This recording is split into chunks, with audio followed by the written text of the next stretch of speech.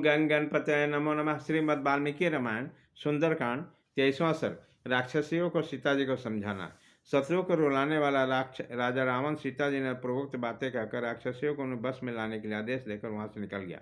अशोक वाटिका से निकलकर जब राक्षस राज रावण अंतपुर को गया, तब वहां जो भयानक रूप वाले राक्षसनियाँ थीं, वह सब चारों ओर से दौड़े हुए सीता के पास आए। विदय कुमारी सीता के सिंह पाकर क्रोध से व्याकुल उन राक्षसियों ने अत्यंत कठोर वाणी द्वारा उनके इस प्रकार कहना आरंभ किया।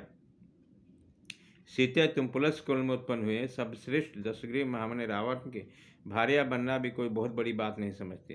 तत्पश्चात एक जटा नाम वाले राक्षस ने क्रोध में लाल आंखें करके कुशोदरी सीता को पुकार कर कहा, विदय कुमारी, पुलस कुमारी 6 प्रजापति में चौथे हैं, अब ब्रह्मा जी के मानस पुत्र हैं। इसी रूप में उनकी सर्वत्र ख्याति है।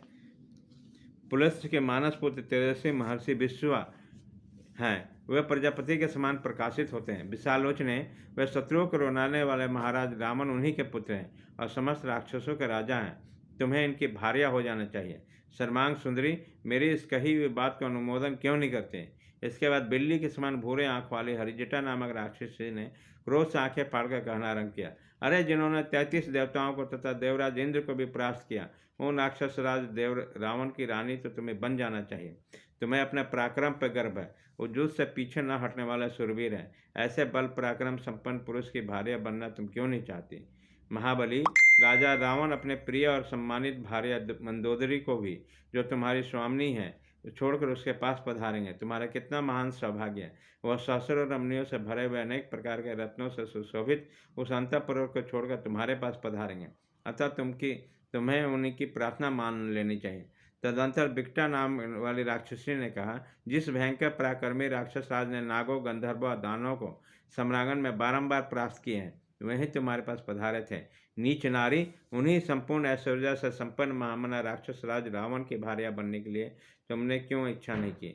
फिर उन्होंने दुर्मिख नाम वाले राक्षसी ने कहा, विशालोचने, जिनका भय मानकर सूर्य तपना छोड़ दे, वायु की गति रुक जाती है, उसके पास तुम क्यों नहीं रहते?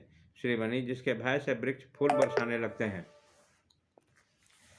और जो भी इच्छा होता है तब पर्वत तथा मेघ जल के स्रोत बना लगते हैं, उन्हीं राजाधिराज राक्षस रावण के भार्या बनने के लिए तुम्हारे मन में क्यों नहीं विचार होता है? देवी, मैंने तुम्हें यथार्थ और हित की बातें कही हैं। सुंदर मुस्कान वाले सीते, तुम मेरी बात मान लो, नहीं तो तुम्हें प्राण से हाथ धोना पड़ेगा। इस प्रकार श्री वाल्मीकि निर्मित आस रामायण आदि काम के सुंदर कांड में 23वां सर्ग पूरा हुआ।